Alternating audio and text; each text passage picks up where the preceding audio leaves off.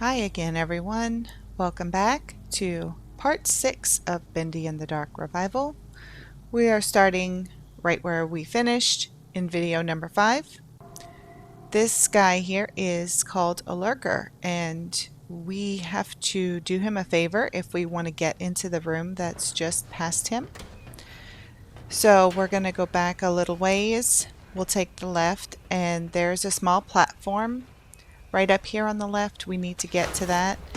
If you have some trouble flowing to it, you can just flow over to this tank here, get on top, and then cross over to the platform where we will find a memo hidden behind the boxes. The lurker, if you read the last memo at the end of video number 5, you'll know that he's pretty harmless and he's actually just hungry. So we have to backtrack all the way to the cafeteria to get his favorite treat. For right now, we just have to avoid the keeper that's roaming around on the ground. Make sure you don't get into his line of sight where his light is. Before backtracking, we're going to head over to this ladder and climb up.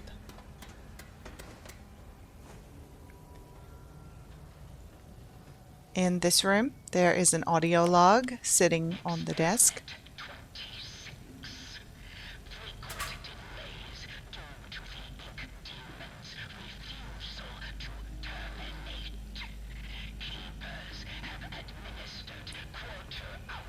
Now from here, we're going to head down after the keeper is finished his route, and we're going to go back through the vent that we entered from and begin our pretty long backtrack. And unfortunately, this is not the last time that we are going to backtrack pretty far away. There's just a certain point in the story where we can finally access certain things that we can't access right now, so we have to wait for that. You'll see a cut here. This area, you just have to be very careful of that keeper. He caught me a couple of times, so we just cut that part out.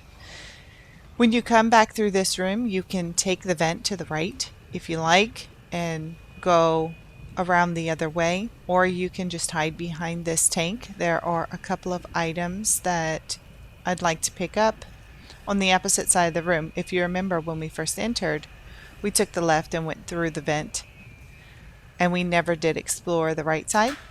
So this time we're going to grab up all of the items here that we didn't get the first time we passed through.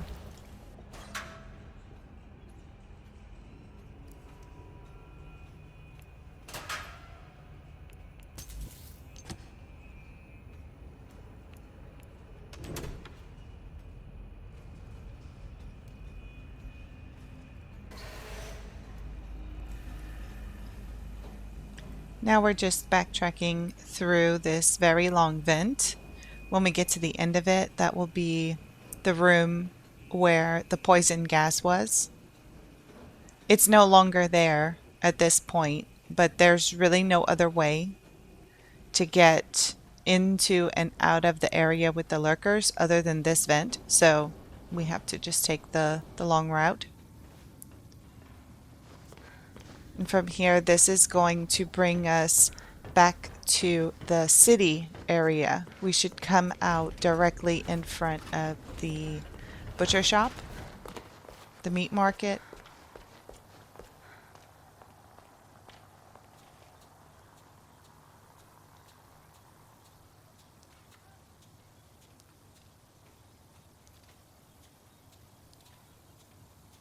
Just keep an eye.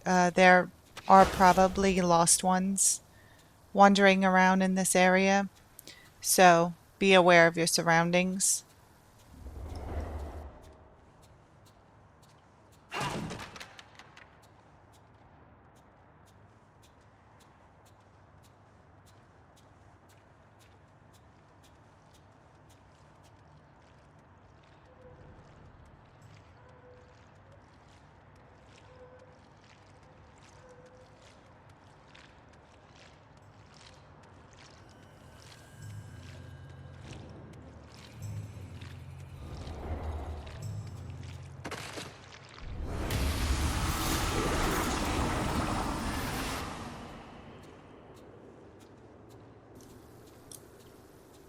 This area leads us straight into the subway where we initially had met Bendy and he followed us here.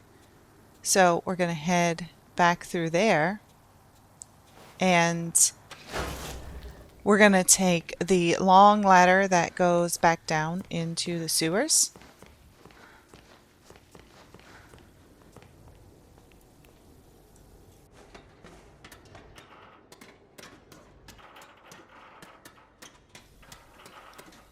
It is important to keep in mind that the ink demon can and will appear when you come through this area. See there, I saved my game. Just remember to do that often. The ink demon does like to surprise us when we least expect it. So try and remember where all those hiding spots are if it's possible. There's usually quite a few around, so you shouldn't have too much to worry about. And this is pretty linear if you need a little bit of a refresher. There's only one area here at the bottom where there's a wall blocking, so you'll have to go up one ladder and then down the next to pass across that wall and make it to the other long ladder that is going to bring us back up to the widow chamber area.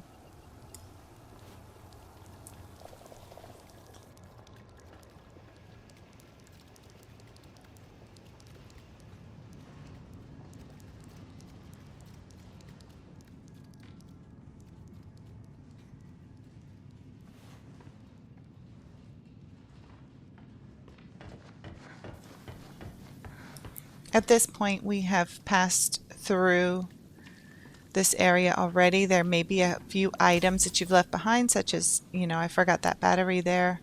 And sometimes they will respawn as well. So you can just pick up anything along the way, get to the widow chamber, and we are going to have to flow up through this hole in the ceiling. Once you step into the center of the room of the widow chamber, the little eggs will start breaking and the small spiders will attack you. From here to go up, you just focus yourself on the edge of the second little area where you flow up, and you can hop up onto that corner, or there's also a black pipe that's a little further down from that corner. Flow up through there and then it brings you back into this elevator room waiting area.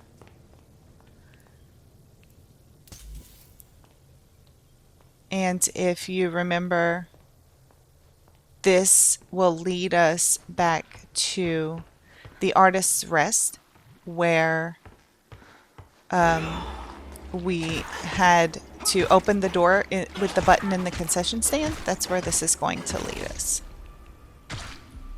There are probably a few enemies like that guy. He's almost always in that corner. Once you enter the area, there's always at least one lost one in that corner. Sometimes I have actually encountered where there's 3 or 4 lost ones all congregated in that area. So just so that you are aware.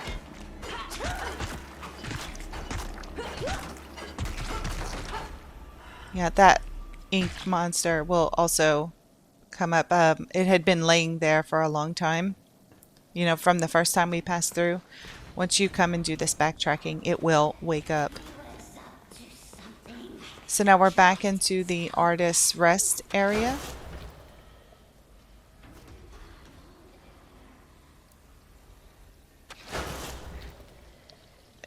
This area, it's not too difficult to pass through when you're going backward. But we do have to, flow up to the top of the concession stand, flow up to the floating platform, and then flow across the gap when we're heading back the opposite way. And there are a lot of lost ones that walk around. So be vigilant. Okay, now we are heading back to the area where we will have to flow over a gap. The locker room is on the left. Here, you'll see that cut that I made. This is why, because that's 5 lost ones, just all congregated in an area. I'm not sure why this happened. It may have been some kind of glitch, but I couldn't get past them. They kept killing me. So eventually I just flowed over the top of them and ran for it. And see, they chase us all the way to where that we have to crawl underneath that door. This is going to take us back to the animation alley area from way in the beginning of the game. Again, remember this workbench here? It always has refreshed items on it. So make sure to check before leaving the area. We still have some upgrading to do on our pipe, so we'll need those. Now from here, we'll just go to where this exit sign is and go all the way to the left, and that's going to take us to the cafeteria.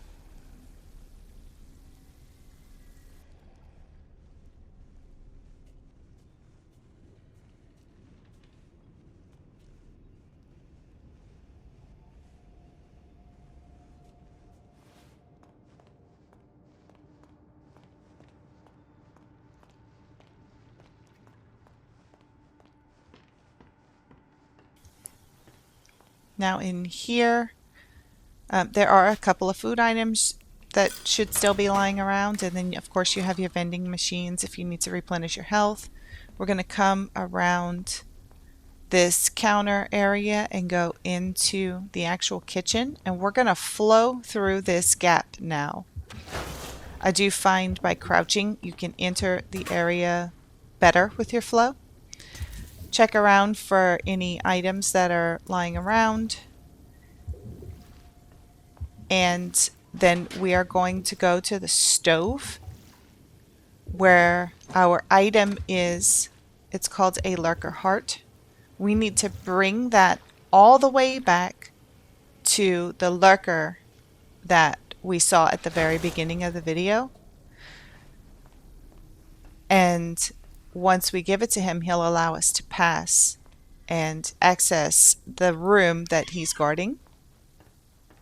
So we are going to go all the way back there.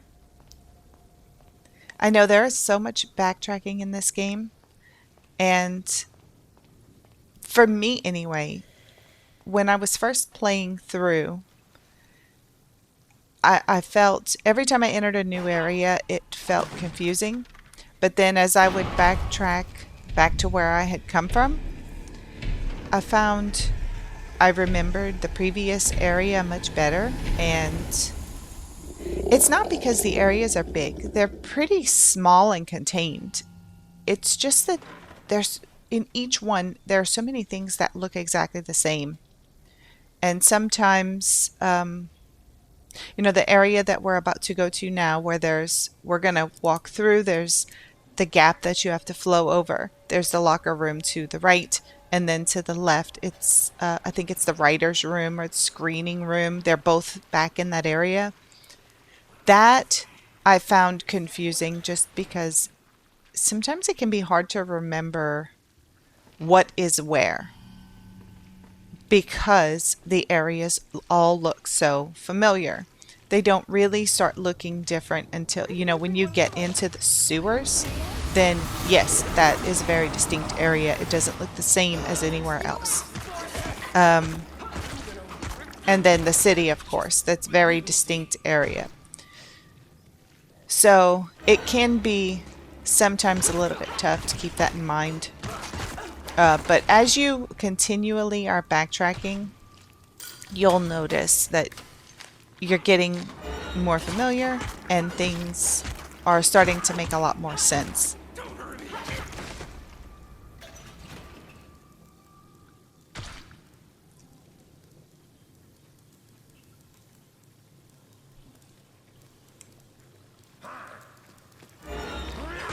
And see there, I don't even know how I aggroed this lost one.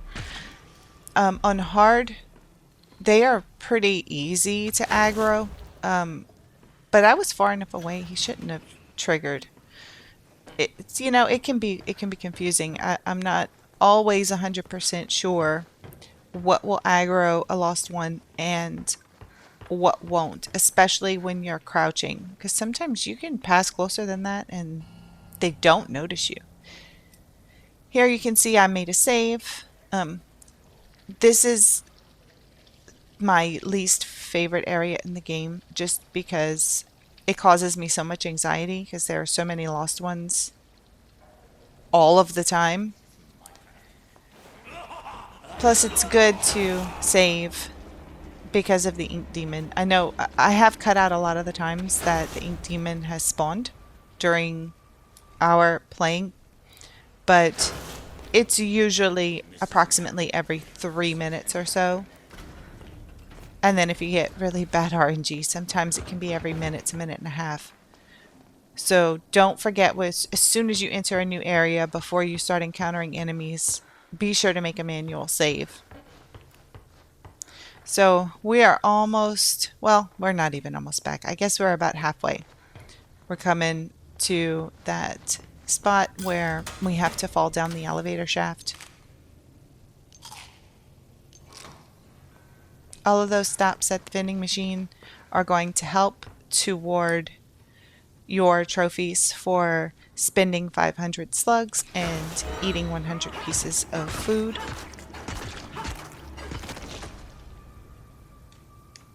I can't remember if I've mentioned it before, but there's a trophy for defeating 25 enemies with the shock pipe. The shock pipe is upgrade number 2 for our Gent pipe. If you have that upgrade, areas where there are a lot of enemies, it's very helpful to just use that shock pipe. You should have that upgrade by now.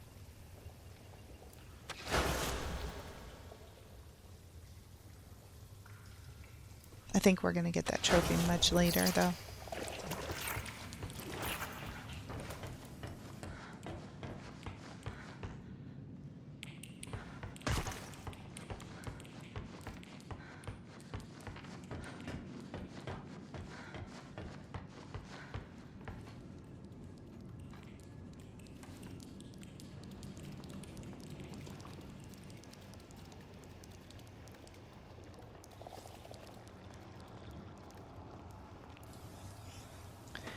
Here we are re-entering the sewers.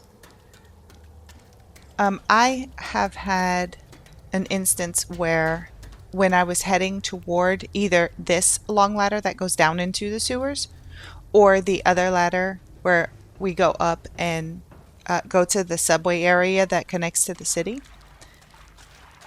I've actually had the ink demon spawn right whenever I approach that ladder, and he will go away on that ladder. On a regular ladder, he will not. But on those two ladders, it's almost like maybe the ladder is in a tube or a cylinder of some kind going down into the sewers. So, just as extra information, if you're in that, don't think that he is going to automatically kill you because you're on those ladders. Those two ladders in particular, he will despawn. So, at least there's that, right?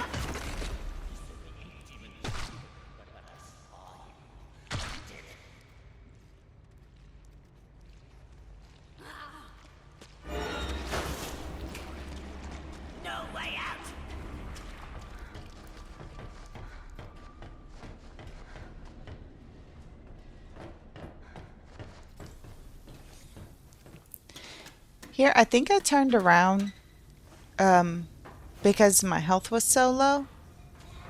Yeah, and I went the wrong way. So I'm gonna just head over here and buy some food from the vending machine. Although I probably could have gone into the treasure room because those enemies in there, like I had said before, they won't attack. And I'm sure there's some food that was just left on the counter. But, you know, since we're trying to get the big spender trophy, probably better just to buy the food from the vending machine and spend those slugs. So here, this is the ladder I was talking about. It must be inside of a cylinder, because when you're on this ladder and the ink demon appears, he won't kill you. He'll just despawn and go away. And you'll know he goes away because you'll hear a growling at the end after the stomps. You get, you know, roughly 10 seconds of stomping. And then at the end he'll do this weird growl. If he does not growl, then that means you're dead. You just don't know it yet. But if he growls, he's actually despawned.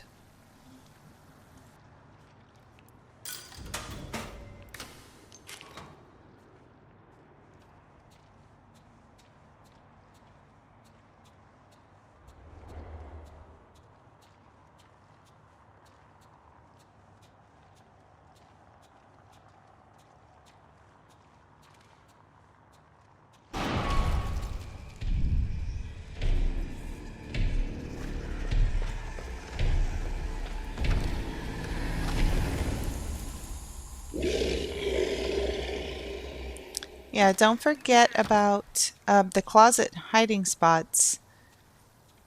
I know we don't use those very much because there's usually barrels that you can break and you can hide in, but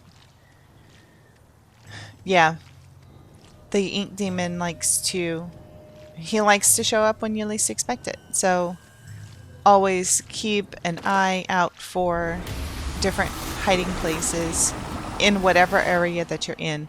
I think the only place where the ink demon will not appear is your first time through the city when you have Bendy with you. He won't appear. And then once you enter the Gent factory, he doesn't appear there either in some sections. And then later on into another section we're going to get to in one of the next videos. There's areas where he won't spawn as well because of the machinery that is running that takes away the flow ability. It also stops the ink demon from appearing. So here we're almost back. We just have to cut through these few linear areas, get back to the room with the tanks, and flow up to the top and give the lurker his heart.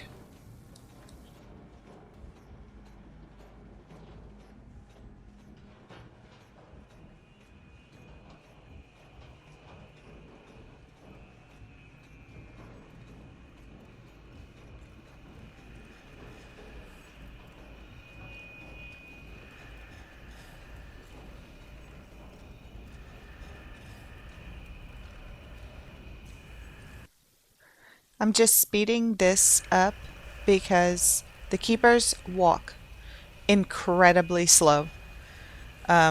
You can take a risk and do what I'm doing here, where you just flow across that gap into the doorway, but do be careful, because if you happen to land at the end of your flow and you're in his light, he will attack.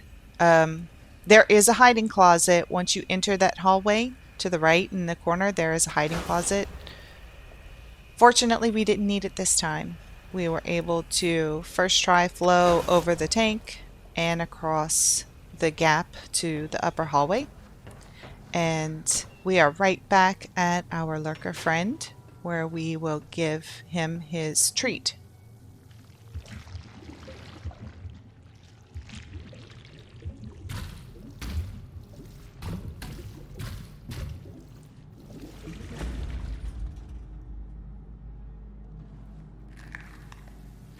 So now that he's satisfied, we can pull this switch and go into the room on the right. In here there are several items on the shelf, and there is a Gent locker which we want to open and grab the schematic off the top first. Make sure you grab it first, because if you grab everything else, this locker could potentially close before you grab it. So always get that schematic first. And I know we don't have enough to upgrade our pipe yet, but we shouldn't be too far off. Now we need to get to the area on the left, on the ground floor. See through there? That's where we need to go. So while we wait for this keeper to make his rounds, we can just flow on top of this tank. Speeding that up because they are so slow. And then we can flow over here once he passes and go up the stairs and duck through the doorway.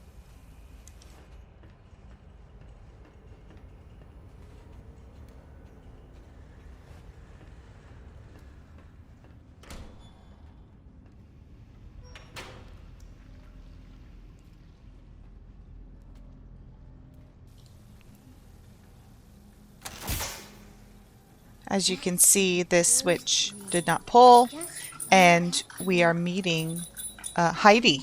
She wants to play hide and seek, which I guess is why her name is Heidi. Haha. Anyway, we know just where to find her. She's gonna hide. We have to find her, and then she will help us open the door if we play this game of hide and seek with her.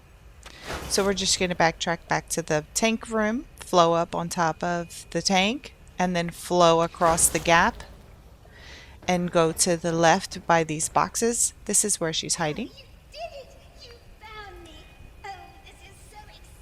Now here we're going to skip this dialogue, but she is going to give us a gift, a fast travel.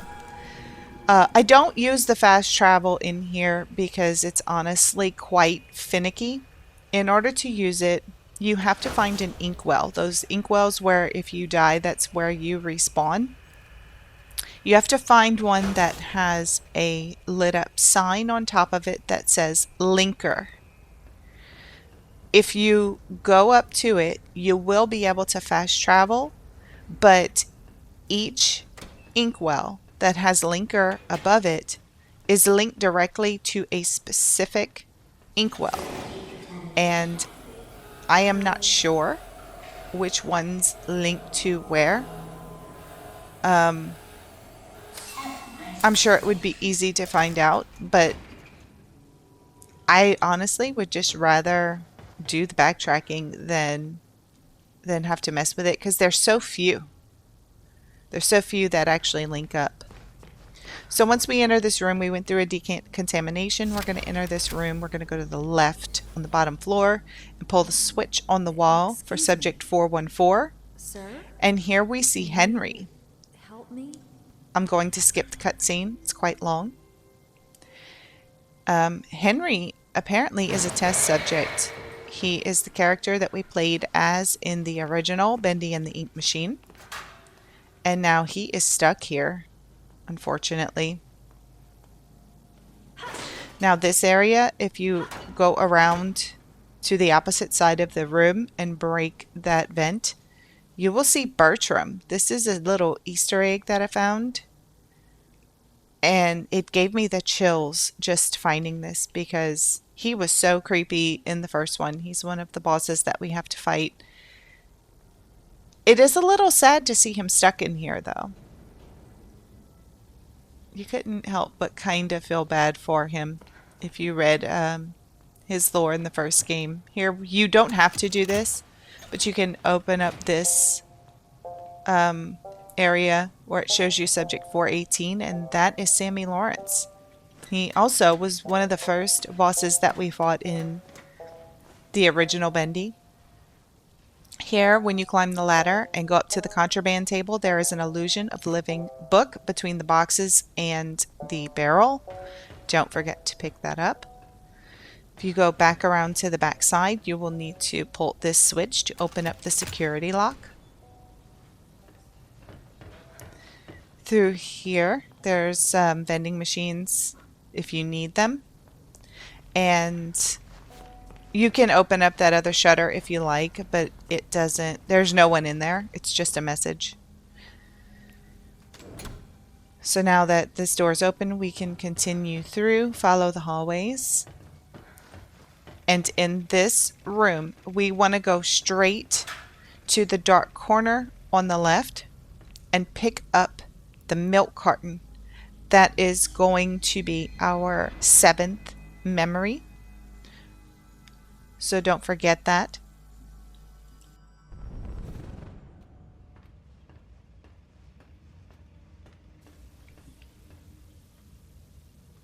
There's nothing over here.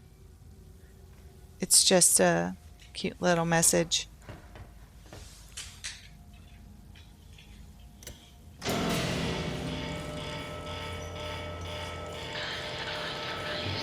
This is a cutscene that's going to take us to the next area.